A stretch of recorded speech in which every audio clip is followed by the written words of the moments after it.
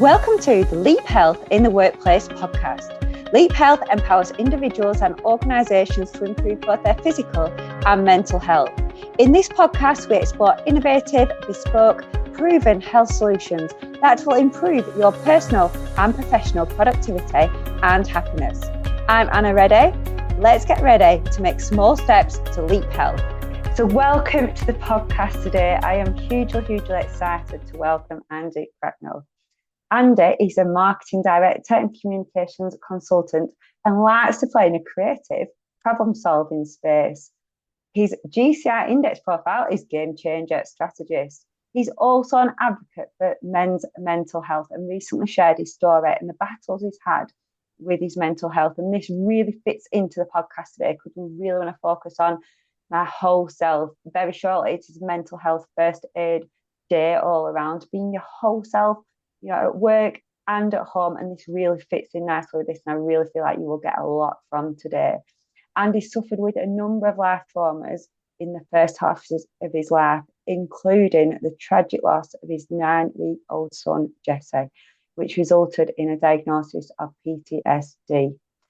Andy spends some of his time working with organisations who support mental health and believes that if people can establish an understanding of their core energy, this will really help them with the mental health resilience and being able to manage challenging times. Andy says, I came to the same crossroads a number of times. I could have given up and walked away from life, or I could bear down and push through it. I wasn't going to let the cards of life that life had dealt me beat me. Really inspirational, moving words. And Andy did actually kindly let me watch some videos that he'd recorded for Terrestrial Channel, UK channel.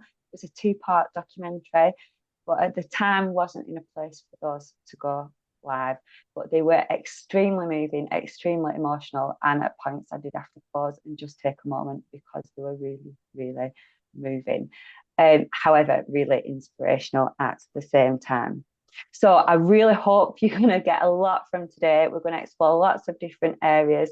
And at the end of it, Andy is going to give us 3 really succinct steps as to how you can be your whole self in life and live the best life. So thank you, Andy. Is there anything that I've left out there? I think you pretty much covered it. That was brilliant. Thank you. It's nice to be here. Lovely to have you on the podcast. Thank you once again.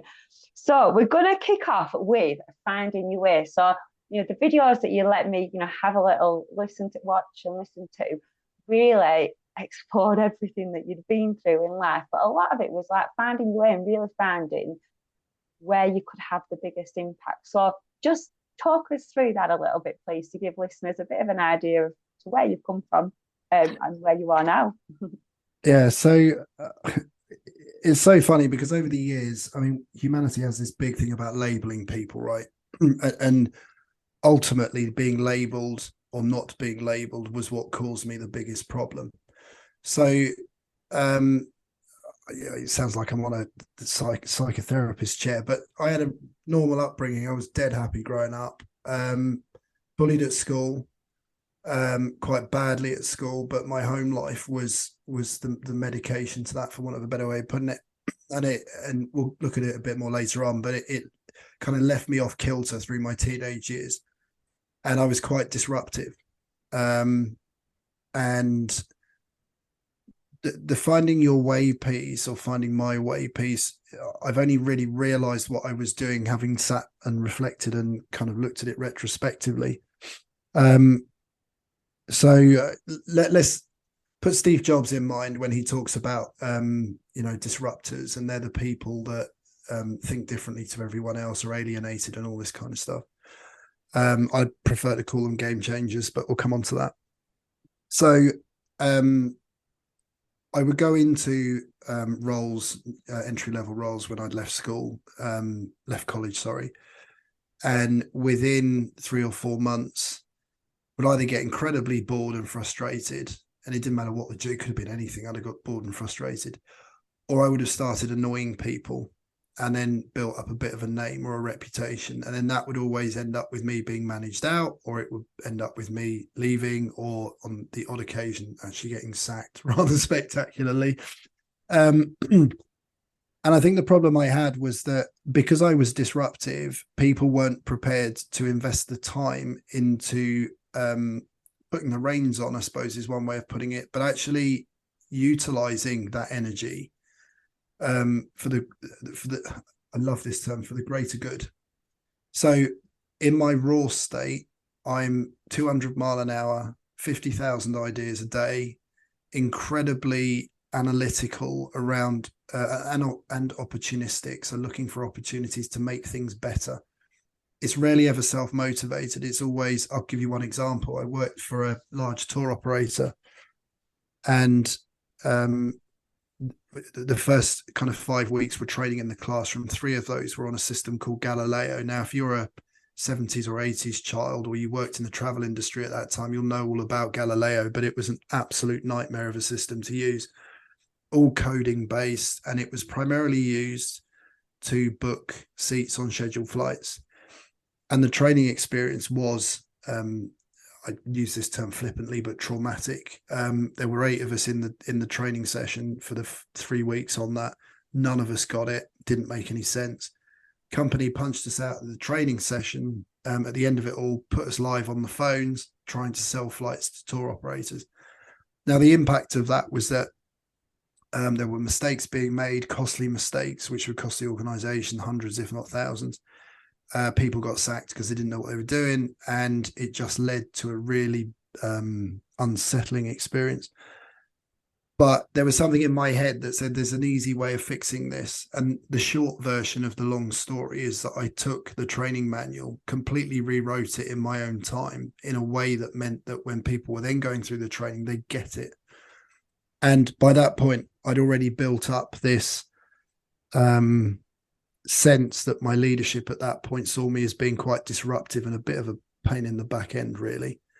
But my intention was only ever to make everyone's life easier and to get rid of these problems like the costs and the effect on people and everything else. And when I finished the rewrite, I took it in and they wouldn't even read it. This was my immediate management. That culminated then in a summer party about 6 months later, where the CEO of the organization had come down to join everybody in this big barbecue and marquee and everything else. And I had tucked in my back pocket this rewritten training guide. The first attempt to talk to him, I was intercepted by my line manager, who swiftly removed me from the marquee and to ask me what I was doing. I waited for an opportunity for him to disappear, and then I made a beeline for the CEO. The long and short of it was, I gave it to him both barrels as an untrained disruptor would, presented the solution to the problem, got invited to head office, and they then rolled out the revised training sometime later. Sadly, the damage to the relationship with my middle management was such that I wasn't there much longer after that, but I was told a while after that they'd implemented it. So that was the first point. I had a taste of actually you can make a difference, and being disruptive, 9 times out of 10 you're going to get stamped on, but that 1 time out of 10 it's going to make a real difference. So I need to find an organization that will facilitate that and allow me to be disruptive, to coach me and train me, because I knew I was a handful. I needed guidance, but I never got that from any of my employers. So I rattled through life up to, so I'm 44 now, my early 30s as a disruptor and being a pain in the back end, because I'd never had that coaching and development around, okay, you can say this, you can't say that. It's the political awareness piece. So it took me 3/4 of my life to this point to actually find my way. Now that in and of itself has caused a huge amount of scar tissue, because it's only now that I'm really, well, as of 8 years ago, that I've actually made anything decent of my career. And it left me feeling I was solely responsible because I should have had the wherewithal to ask for the coaching and support. I didn't, but it left me feeling somewhat like I'd wasted my life, that I didn't actually achieve very much till I hit my early 30s. So that finding your way is so important, that employers recognize that actually when they're taking on people who are young, into their organization, they're not getting a preformed model that's going to come in and do the job perfectly. They're getting untapped raw talent that needs that nurturing and that development. And sadly, and this is true of most disruptors or game changers, they don't get that recognition because they tend to be managed out. There are other areas, other energies of impact, I suppose, is the best description. So game changer being one of them, or disruptor. Others that will fit nicely within the corporate life, and they'll get that. But yeah, for me, it was a long haul of trying to work out what I was doing wrong, why it wasn't working, and how do I still put this passion and energy into making a difference behind what I'm doing, but without annoying people. I think that's a really great story to demonstrate the importance of really understanding who you are within an organisation where you can have your biggest impact. And, the way you've described your experience and then how it shaped you as well, really shouts out to me that there's lots of little stages there that have contributed to chronic stress building up over the years. And if you're in an organisation where you're being knocked back all the time, when you've got wonderful ideas that want to be pushed, that you want to push forward, that are going to, improve things, but you're being knocked back, that's causing lots and lots of little chronic stresses all the time along the way. It's building up barriers all the time. And right now, burnout is sky high, isn't it? And it's all these little chronic stresses that get people to a stage of burnout where ultimately they can't contribute. So just to add on dig a little bit deeper to this one, Andy, what do you think made you so resilient and so determined, to go up to that CEO and give him the revised course? What do you think inspired you to do that? Well, so there's two answers to that question. And being really transparent with you, I don't know which of the two is accurate. One of the answers scares me. The other answer is the one I prefer to think is the case. But I remember being stood in that marquee. It was about 30 degrees outside. It was the middle of summer. And I got to the point where I just didn't care anymore. I didn't care what the outcome was. I didn't care who I upset or offended. I was going to make my point. Now, there is a caveat to this, and this is something I have a huge insecurity about, that I feel the need to defend before it's even brought up. My motivation is not self. This is not arrogance coming out. This is a desire to see the innovation and development of the greater good. So I've used that expression before already. I am not motivated by money. I'm not motivated by what materials I can get. I'm motivated by seeing groups of people I care about succeed. And that's still the blood that runs through my veins. Now, the answer to your question is, as I said, it's either that I got to the point where I really didn't care anymore, almost like a self-sabotage thing, because I knew damn well if I went up to him and gave it to him both barrels, I'd probably get sacked on the spot. That was what I was expecting to happen. But I'd made my point. And if I'd done it in such a big way, such a dramatic way, somebody might actually listen. So I suppose collateral damage is a good expression here. I didn't care whether I kept my job or not. What I cared about was actually changing what was going on. So, that's one version of it. The other version, or the other answer, is that I think it may have been that I had become so enamored and frustrated with the blockages that were in the way, that I was fairly confident, because of the culture of the organization, that the senior management would listen, and therefore I was going to bulldoze my way through the middle management and just go straight over their heads to try and affect change that ultimately they would end up seeing the benefit from. Now, there is a little tie in here I want to make to that. The first answer around not caring and it being self-destructive is one of the symptoms of PTSD, which we'll come on to later on. It's one of the main symptoms of PTSD is self-destructive behavior, and that can and normally manifests itself in things like drink, drugs, reckless driving, driving too fast, violence, aggression, those kinds of things. But yeah, it was in hindsight, I look back at it and think, wow, that was a hell of a risk. You were putting yourself under there. So yeah, the motivation was to bring to life a vision of making things easier for people. The conduit to get there, or the method of transport, was I just didn't care. I was going to do it. You've got to that stage where you just want to get your voice heard. Yeah, that's a credible story. I think there's two points there I really picked up from there that we can learn from that. Both around being proactive. So, had senior leadership, management been proactive and, early on in your career there, recognised where your greatest impact was and where your strengths were and nurtured that, the outcome could have been totally different if that was nurtured early on. And I think what we can also take away from this, being proactive, for anyone listening who's early on in the career or, youngster, even at school or whatever, really, really understanding yourself and understand, where you can be yourself, so that you can, be proactive in steering your own journey early on, and for other people to help those younger people to recognise who they are, nourish them and flourish them really. Exactly. And I think one of the issues there was I had no self-awareness. Now, this is why I like this term game changer, because it sounds a bit woo-woo, really, but there was a gut feel in me, and I always trust my gut. I never go against my gut feel.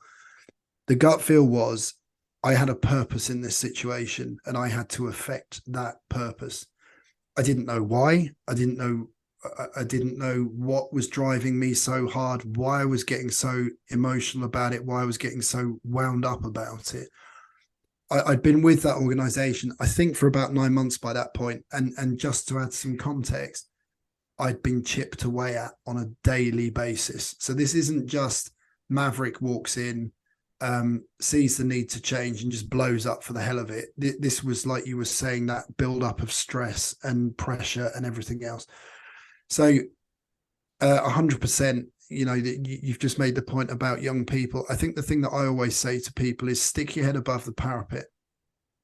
Because if you are, as was I, in a position where you're prepared to accept the consequences if it goes wrong, then you're onto a winner at some point. Now, the other thing is that I don't perceive risk. I'm not risk averse. I don't see failure either. I see every occurrence or everything where someone else would say, Andy, you failed. My reaction is, no, I haven't failed anything. I've learned from making mistakes. So now I can go back and do it again, because I've still got that passion and that vision to deliver the thing. It's just that now I need to go about it slightly differently. And this is the part of growing up and being able to identify who you are. It's actually learning how your energy lays and where your focus is and your energy and your passion and what's important to you, where you sit morally on things. But it's also not about taking this gung-ho attitude of I'm right, you're all wrong, you all need to shut up and listen to me, because that doesn't work. An unrefined game changer behaves that way. And ironically, they often get labeled as arrogant, and it's not arrogance, it's a desire for the greater good to succeed.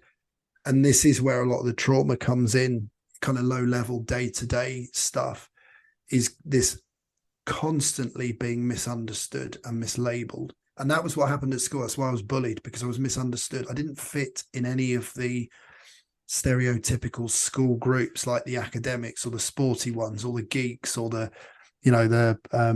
metalheads or whatever it was. I was just unclassifiable, and that scared people, and that's why I ended up getting bullied. So it's like you say, it's getting that self-awareness early on to understand, one, what it is that pushes you, what energizes you, where you want to make your impact and contribution, and two, how you affect that. but it's also that self-awareness of how your behavior affects other people and why you get the reactions you get, because those are the learning opportunities that I missed out on. Firstly, so there's work on both sides, isn't there? There's work for, even in the schools as well, to recognise, there isn't a typical stereotype. Just, let people be who they want to be and really, really allow them to go in their own way. Interestingly, you're talking about, it's not about failure, it's about learning from failure, sticking, neck out on the line and just pushing yourself a little bit further. And a lot of Richard Branson's quotes are all around, it's not failure, it's learning more. Anything that you maybe do wrong, you learn from and move on from. And if you look at Richard Branson, I guess, if you're going to look at the type of person he is, he's game changer all over. So I think it's just about being brave and being yourself. I'm going to move on to another area now, which, I think we're going to tread carefully with, around PTSD. And you mentioned this in your last response.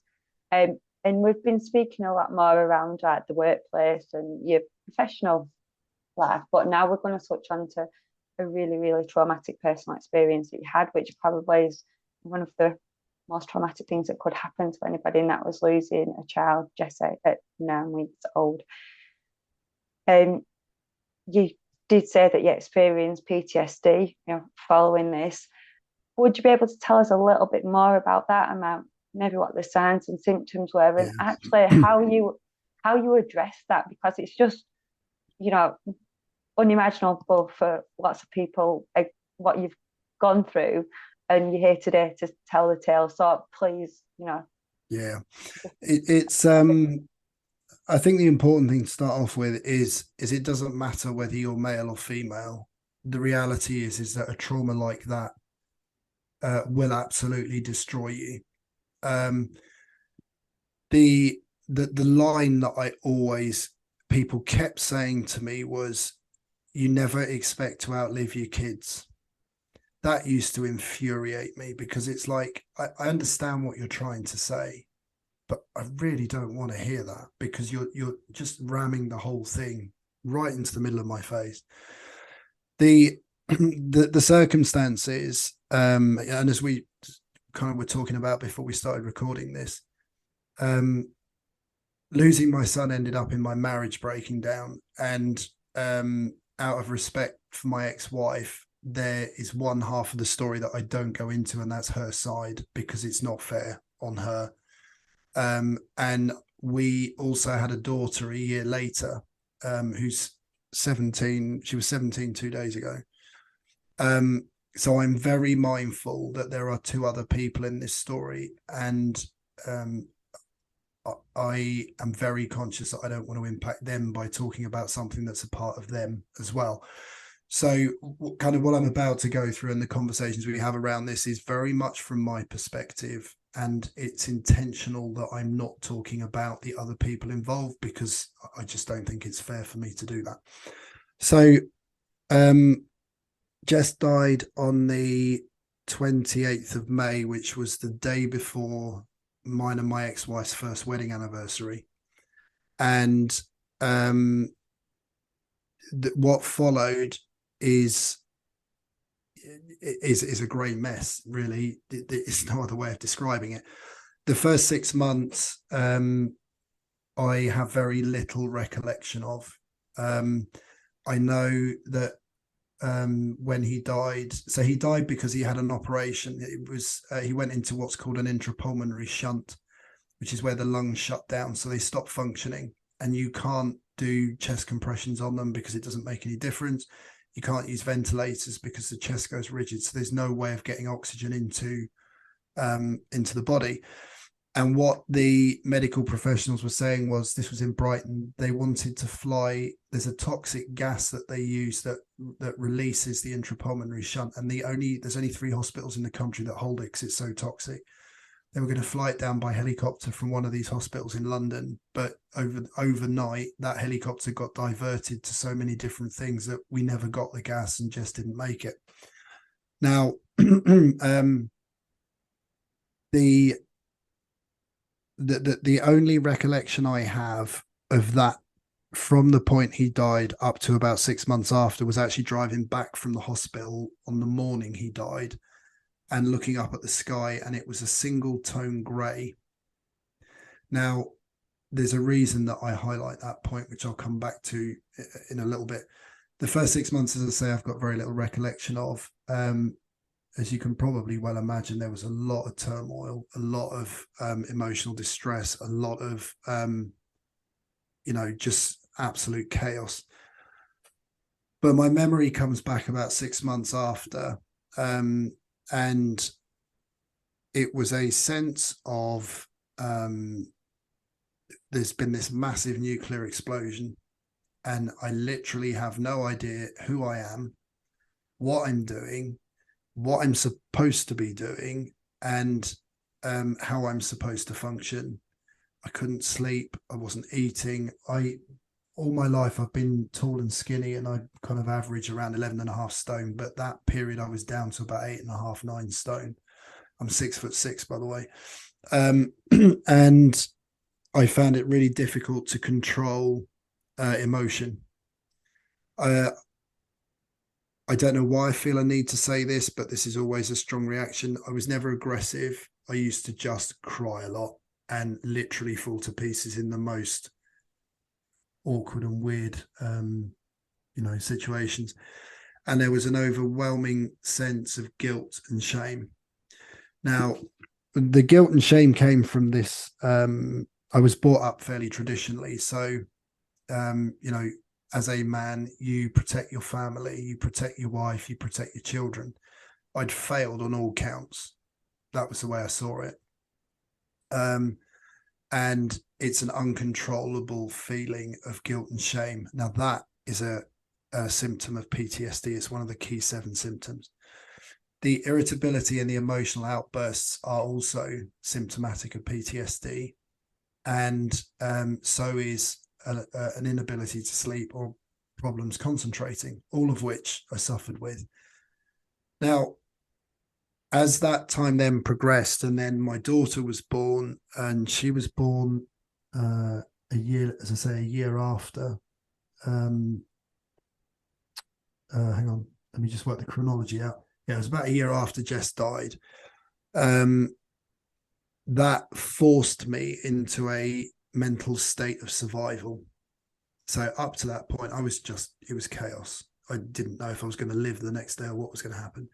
But then when my daughter was born, it brought some normality back to the day-to-day, and me having to function as a human being and having to do the things that I'd had hardwired into me as a man or a boy, and that is you protect your family and you protect your wife. And it's wrong saying it, but as normality set back in, because it's never normal after you've lost a child, but as the normal pattern of day-to-day behavior kicks in, where it's feed the baby, change a nappy, do this, do that, go out for a walk, cook dinner, whatever it might be, those mundane tasks were the only things that kept me ticking forwards. And there comes a point where you and it's the 21, there's a cycle of 21 days, which is to do with the grieving process, which I think if people Google, but high level, basically, whenever you go through a trauma, it takes 21 days for your brain to accept that it's happened. And then beyond that, it's then down to the individual how quickly they actually accept it. So the example would be a relationship breakup. The first 3 weeks, you're in bed eating ice cream. I know we're stereotyping here, but for the sake of illustration, you can't eat, you can't sleep, you feel sick, all the rest of it. You're emotionally distraught. But there is something in your brain at 21 days, and it's the same for everybody, where there is a renewed energy of, right, it's happened. Now I've got to get over it. Okay. So for various reasons, and as you can imagine, depending on the trauma, depends on how near the surface that process occurs. But there came a point 21 days after my daughter was born where actually I managed to get a grip on everything. But the symptoms were still there. So I could control the symptoms, but the symptoms were still there. Now, at that point, I never thought anything of it. Just, okay, so we've been through this horrific thing. Our daughter's here now, need to focus on her. I'm just going to suck it up and get on with life. You know, pull your socks up. I think the expression is get on with it. So then the following 9 months, it was over that time that the erosion to our marriage happened, and various things happened that kind of really finished that off. But I was still laser focused on doing as best I could the right things. But what I didn't realize was that actually my perception of reality was so distorted that what I perceived I was doing was right was actually not. And what I mean by that is like having a car accident, not getting out and checking your car and then just driving on. And then you find out when you get where you're going that your 2 rear wheels are missing. It's that kind of analogy. So ultimately, me and my ex split up, and it was only at that point when I then went through that trauma that the overwhelming sense of guilt and shame came back, irritability, emotional distress, couldn't concentrate, couldn't work, couldn't sleep, got into a self-destructive cycle again. I was constantly alert for a threat. So whether it was physical threat, violence, I was riding motorbikes at the time, you know, risks of accidents, those kinds of things. It just, we're all aware of risk, but at that point, it just felt like it was a big tannoy system in my head saying there's a risk, there's a risk, there's a risk. And I was easily frightened as well. Now I'm fairly fearless. In my younger years, I'm going to throw myself off mountains and out of aeroplanes and kayak across the channel and all this kind of stuff. I was a bit outdoorsy, but all of that came to a grinding halt. And it was then that I realized there was a problem. Now, at this point, I'd started working for the intelligence services as a telecommunications specialist. And in that environment, it's very much shut down, nothing personal. You get on, you do your job, you keep your mouth shut, and you just get on with it. And during that particular role, I dealt with a number of really distressing events, global events or terrorism events, those kinds of things. So all of this stuff is stacking on top of what had already happened. And the symptoms became stronger and stronger and stronger. And it got to a point, something happened at work where I ended up leaving that role and went to work for the police service. And within the first 6 months of me joining that particular police service, there were 3 or 4 colleague suicides. One colleague was killed, another died in a car accident. So again, these are all high-level traumas. And the thing that really made me sit up and realize there was a problem still was the fact that I was walking into work every day. I didn't know any of the people that had passed away. No idea who they were. Never spoken to them, never met them, didn't even know their names.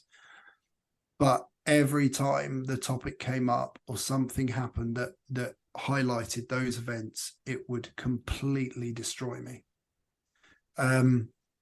We had there was one particular individual who the circumstances around him passing away were really traumatic for those that knew him. And a really close friend of mine that was a police officer knew him really, really well. And she rang me up one day, she was on shift, and she just said, I need 20 minutes. I'm switching my radios off. I'm just going to go and sit in the crew room. I was like, okay, fine. And she was in tears and I couldn't work the rest of my shift. And I felt so selfish because it's like, I didn't even know him, this person that had died. Why am I reacting like this? Who am I to react like this? And that was a real struggle. And again, that's overwhelming guilt and shame coming in. I felt shameful that I was getting so emotional about somebody passing away that I didn't know.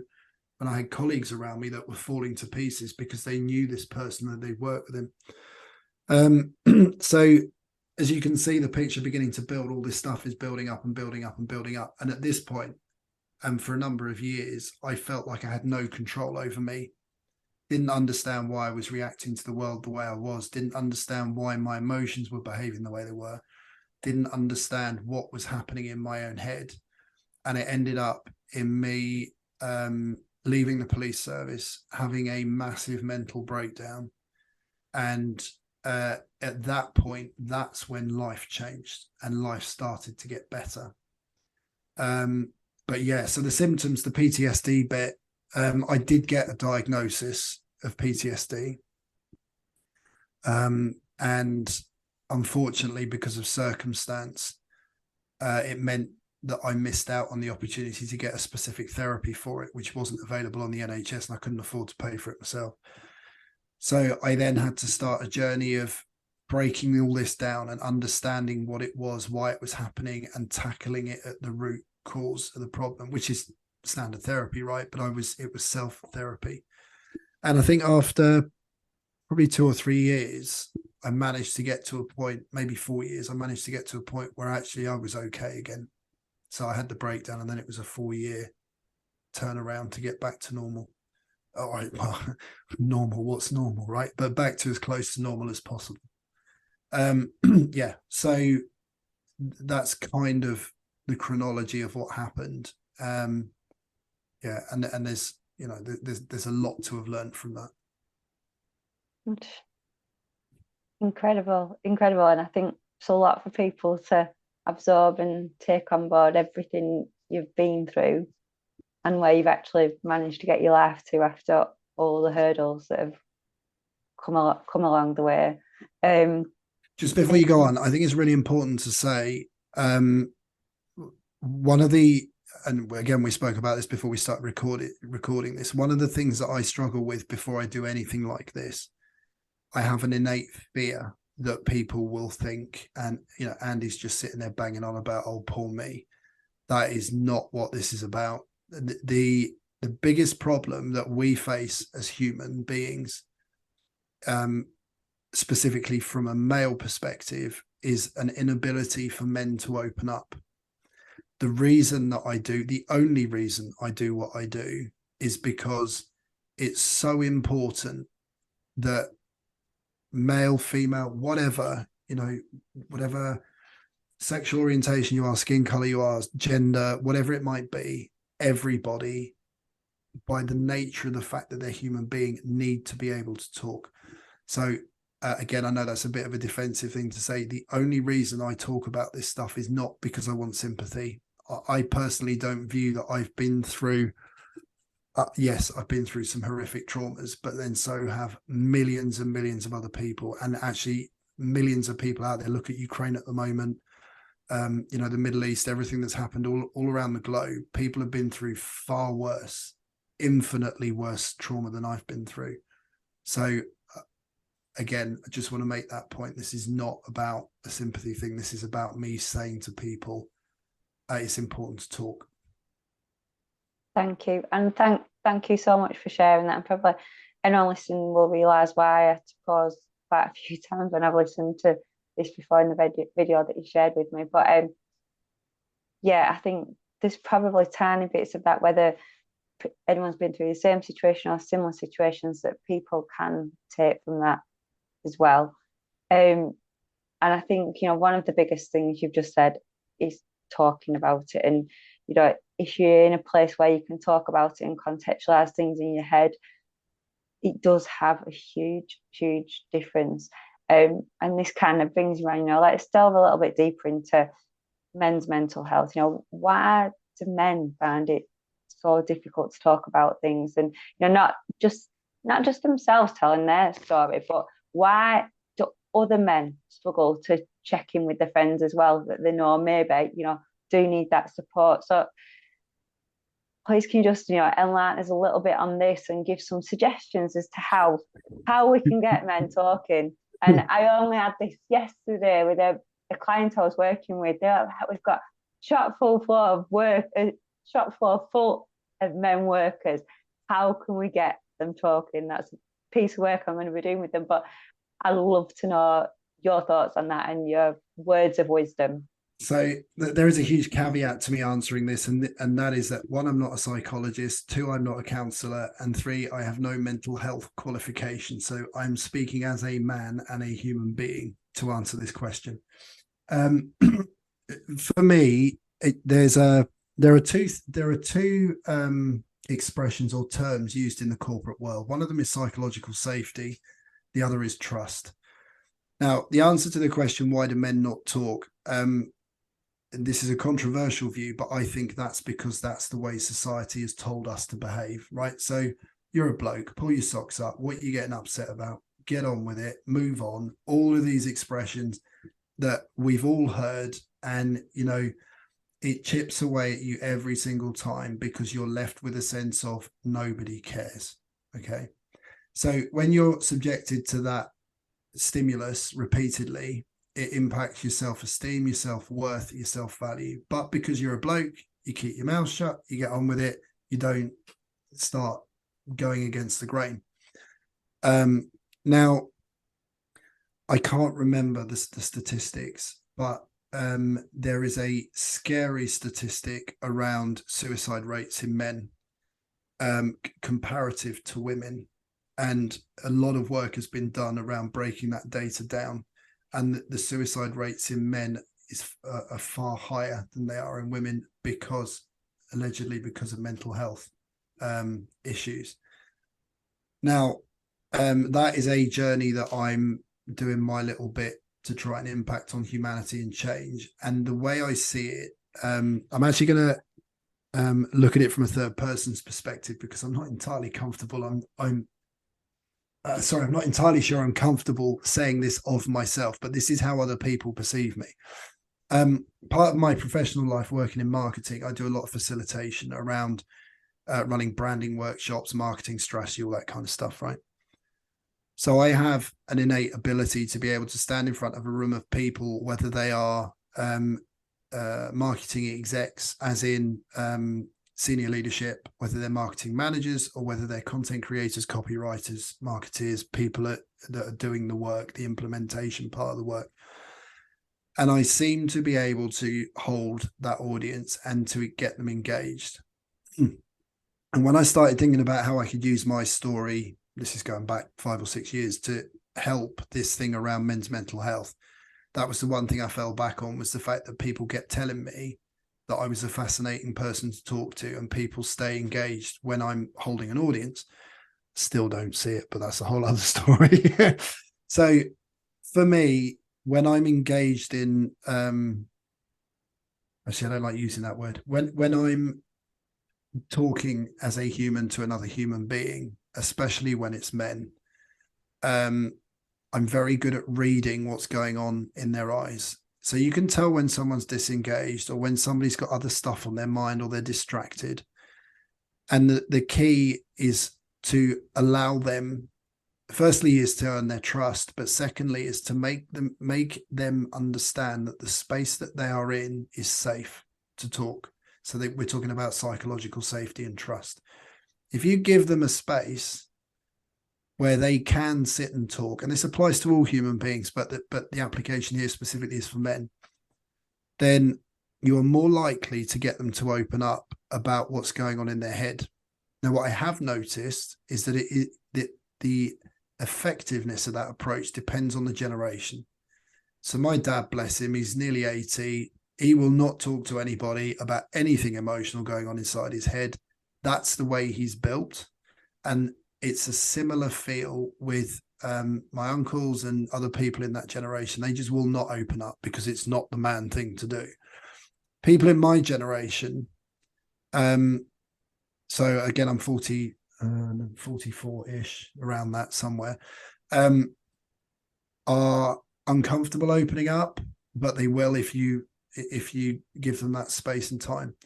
And then really positively, and something that really drives energy into me, is that the younger generations are far more open to talking about mental health because of the awareness they hold. Now, the breaking point for me was that my son's godfather, Jesse's godfather, is also a lifelong best friend. This guy is 6'8". He's an ex-semi-professional rugby player. He weighed 22 stone and he had a 24-inch neck. The guy is a man mountain. He makes me feel small, right? And I'm 6'6". All the way through growing up, he was seen as being the the hard man, the bloke no one would mess with, and the one that you just wouldn't wouldn't challenge. And when and again, out of respect for him, I'm not going to go into any details, but when my son died, it really affected him. And it affected him in a way that I had no idea until a couple of years later. And we always had this unwritten thing that he was the chief and I was just the tag along. That was the way we grew up.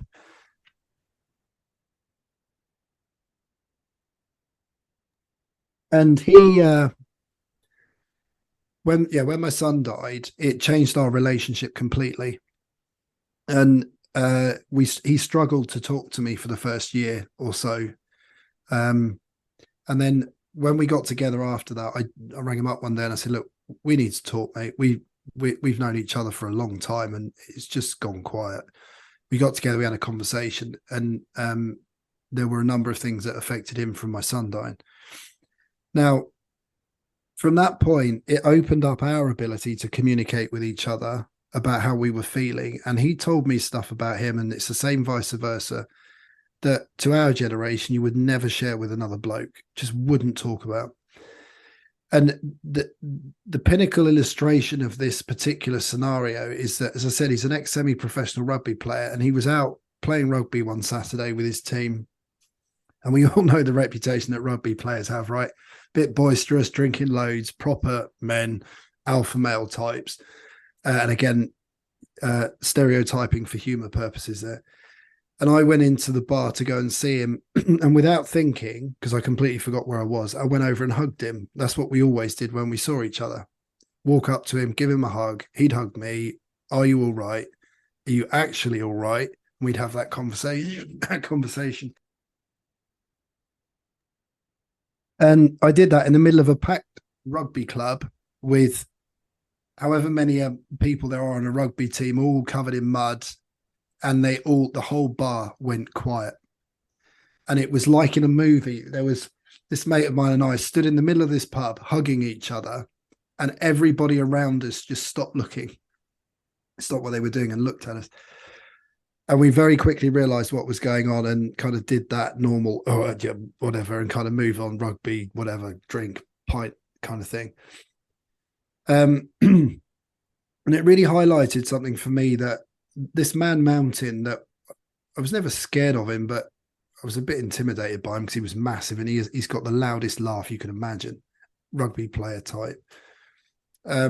He became incredibly vulnerable, and that was through a shared experience. But when I analysed it, it was about trust and safe space.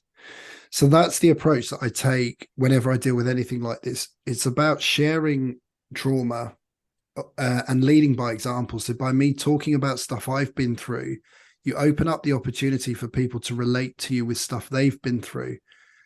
You're also building trust by being vulnerable, and you're in the context that you're doing it, you're creating a safe space, and that will encourage people to open up, and it works, and it has some incredible results.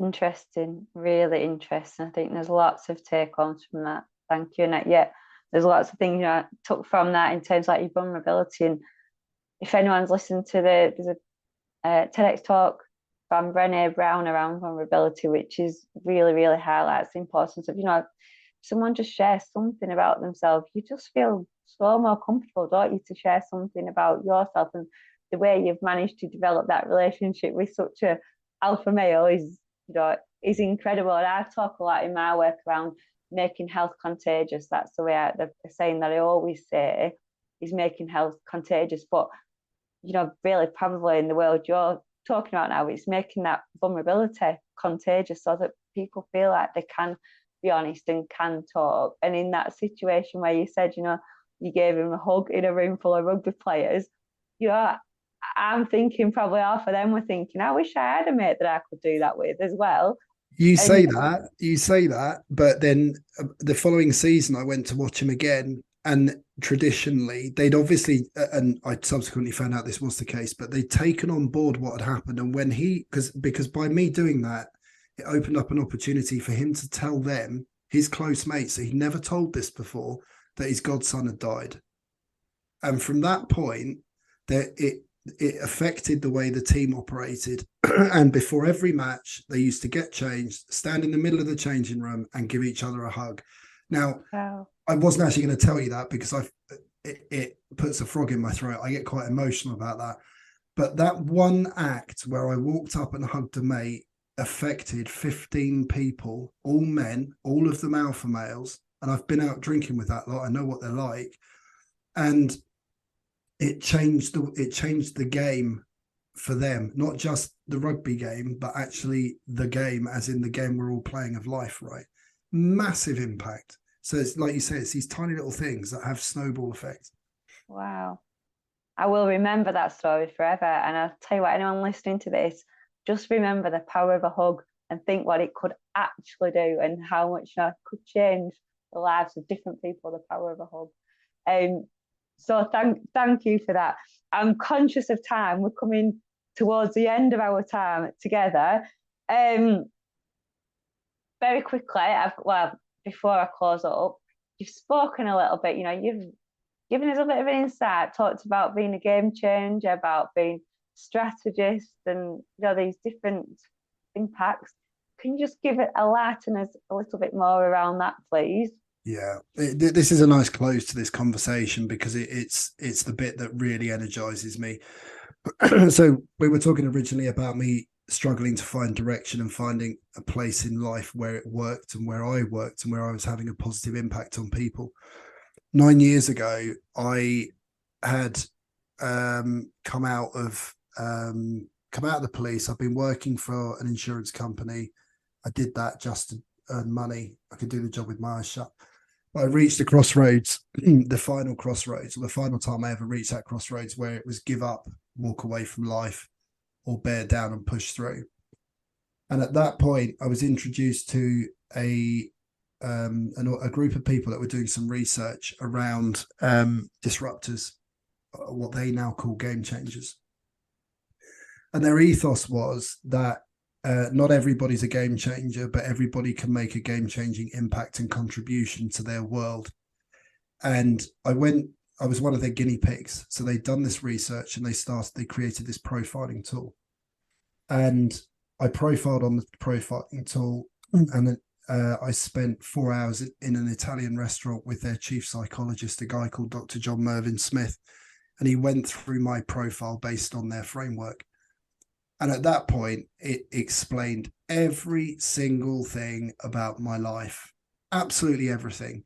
The reason I reacted the way I did, what was driving my disruptive nature, why I was such a protagonist, and actually at times antagonistic within employment roles, why I didn't like corporate life and all the rest of it. The long and short of it was they then offered me a job, and I've been working for them ever since as a what we call digital game changer strategist. The organization I'm talking about is a company called the GC Index, and they are a profiling tool that identify your natural energy or inclination to make an impact to the world around you. And the profile gives you a language that opens up the ability to communicate with anybody.